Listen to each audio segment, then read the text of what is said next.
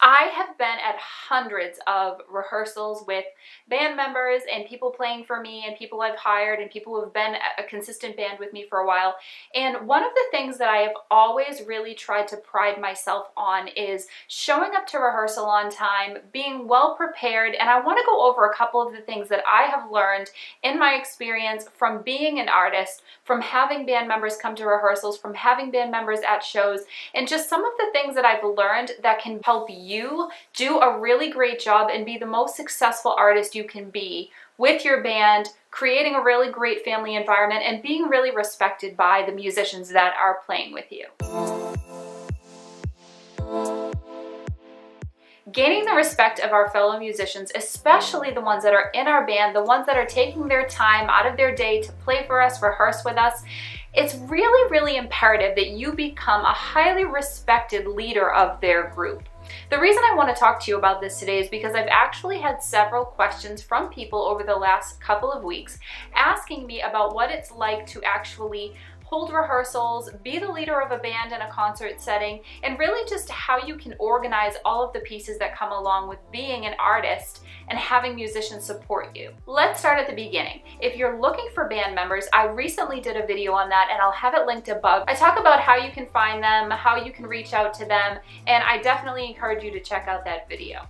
Okay, so once you have your band members in place, the very first thing you're gonna do is set up a rehearsal. Say you've got the gig lined up, multiple gigs lined up, and you really need to start putting the pieces together so you have a really polished show for the promoters or buyers or venues who have hired you to come in and entertain. So the very first thing I want to talk about is setting up a Google Calendar. Go onto Google, set up a calendar, invite your band members to become affiliated with your calendar, and have them put in any dates over the next month or so that they're absolutely unavailable, whether they have a vacation or another gig or something like that. That way, if you are setting up rehearsals or taking other gigs, you know ahead of time what dates your band members are absolutely unavailable to be with you on those days. Now also, if you have a band that is rotating band members and you have different musicians coming in to play with you, it's always a good idea to have all of those people kind of look over the calendar and say, I'm definitely unavailable on these 3 days. Don't book a rehearsal, don't book a gig. That way you just know ahead of time, and it's a really easy way to keep everything organized. Also, once you do book a rehearsal or a gig and you import that into your calendar, your band members will be notified. They can put that on their personal calendars and there will be no conflicts. Everybody knows when everybody else is available, and it's just a really good way to keep everybody on the same page, organization-wise, calendar-wise, for scheduling. The next one goes without saying, really, and that is just to show up on time to your rehearsals. I know that bands often take a lot longer to set up than the singer with a drum set or amps or chords and things like that, but always make sure you show up on time. Just because these people are playing for you and you've hired them for a service for you doesn't mean that you shouldn't also be a team player. So one thing I like to always suggest is for the artist or the singer to help with their band members when they're setting up and breaking down after a rehearsal or a gig. So if your guitar player shows up and he's got 5 or 6 different cords and wires that he needs to unravel, help him do that. If after a gig, you know, he has all the cords spread all over the floor, help him wind them up. Maybe open or close up some music stands depending on whether or not you're starting or ending a rehearsal or a gig. Just try to aid in any way that you can. Number one, because everything's gonna move a lot faster with your extra set of hands. And number two, because it will show a huge amount of respect for the people who are playing for you. And you guys are a team at the end of the day. If all of you work together, it's going to be an overall better environment for everybody involved. Next, I want to quickly touch on knowing your keys. When you get to your rehearsal, if you're doing cover songs, know what key you sing your songs in. This can be very easily remedied if you don't know how to do this already. Meet with your piano player or your guitar player, anybody who can help you figure out what key you're going to play in. If you don't actually know how to play yourself, it's really simple to just call up a friend who does and ask them, okay, here's the song that I'm performing with my band. I need to know what key is most comfortable for me. This is going to do many things. It is going to make you look highly more professional than you would if you showed up to your rehearsal and said, I have no idea what key I sing this in, and your band has to go over several different keys to find the right spot for you. That's going to take up a huge amount of time, and it's going to make it a lot easier on them when they're trying to learn the song, because they're going to learn it in the key that fits you the best, and it's just going to take so much less time at the end of the day for you to show up with your keys already in hand. And if it just takes you an extra 10 or 15 minutes with another player on the side to figure those out, I promise you that will be time well spent. In the long run, it's gonna be super easy, and it's gonna be professional when a band member says, hey, so-and-so, do you remember what key you do this in? And you can go, yeah, I sing that song in B flat. You're gonna know right away, and it's just, you never know when you're gonna be in a situation where you're gonna need to know your keys. Side note, one of the reasons I talk about knowing your keys is because I had a very embarrassing situation happen to me when I was younger. I was about 17 years old.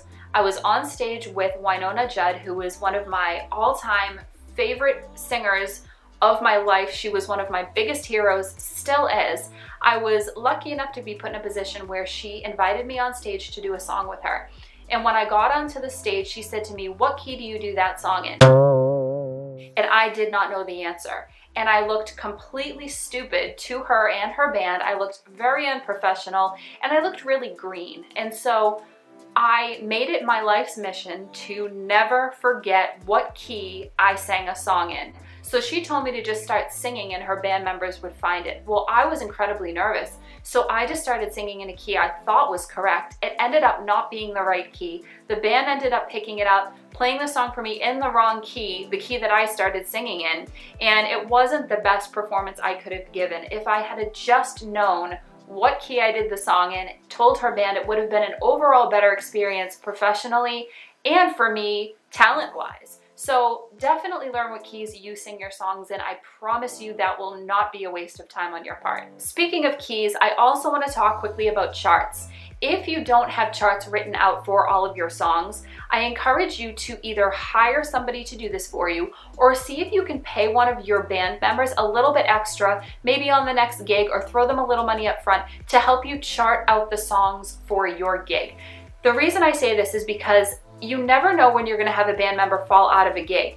And if each band member has individually written their own charts, it's going to be a lot more difficult for you to walk into rehearsal and say, hey, these are the songs we're doing, get the charts from somebody else in the band. If you have them all together in a nice binder, all of the charts, you can walk up to any band, any musician at any time and say, here's my song, here's my chart, play it in the key of whatever, blah, blah, blah, that you sing the song in. And it's going to make you look so professional, it's gonna save time, and it's gonna be an overall much better experience for the musician playing with you, which is then going to bring you a huge amount of respect from them. And people are probably gonna wanna play with you more often if you get the reputation of somebody who always has their stuff together. Speaking of that, when you bring your charts to your rehearsals, make sure you have copies of your charts for every single musician. Don't wait till you get there, because 9 times out of 10, there's not going to be a copy machine at a gig or at a rehearsal, and you're going to end up having to sit there and hand write them out, and that is just a total waste of time, and it's going to make you look a lot more professional if you hand them an already printed out chart. Also, do this with your set list.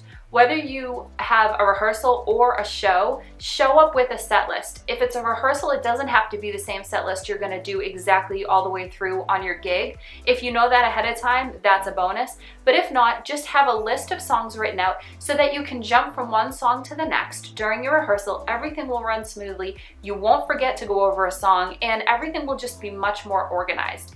In the music world, in the music business, organization is key. If you can have that done, ready and upfront, set to go, it's going to eliminate so many problems for you in the future, because we all know things come up. Your sound check might run late, you might be running late and have to cut a song. If you have everything organized and you can adapt to any situation, it's going to be the best overall experience for you, your band, the venue, the audience, everyone involved. With that being said, always remember to treat your band members with a huge amount of respect. These people have probably come in and taken an opportunity to work with you.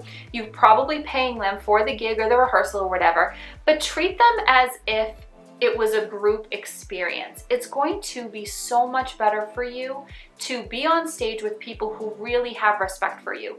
I've seen a lot of artists not treat their band members with respect, treat them as hired hands, and I can promise you it is not going to be a better situation if you do that, because bands want to feel like they're a unit. They want to feel supported by everyone else that they're on stage with.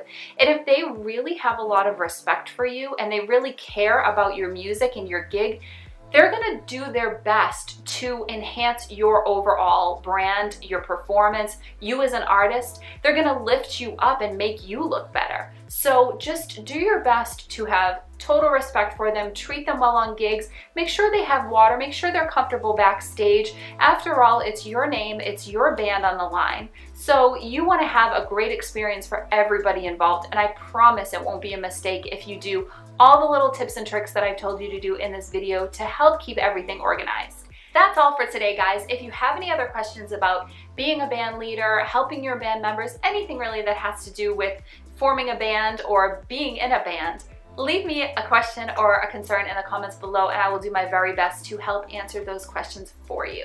I hope this video was helpful to you, and if it was, please give it a thumbs up. Don't forget to subscribe to my channel because I make new videos every single week, and I would love for you to tune into all of those. Hit that notification bell if you want to be notified when a new video goes live, and I hope you guys have an awesome week.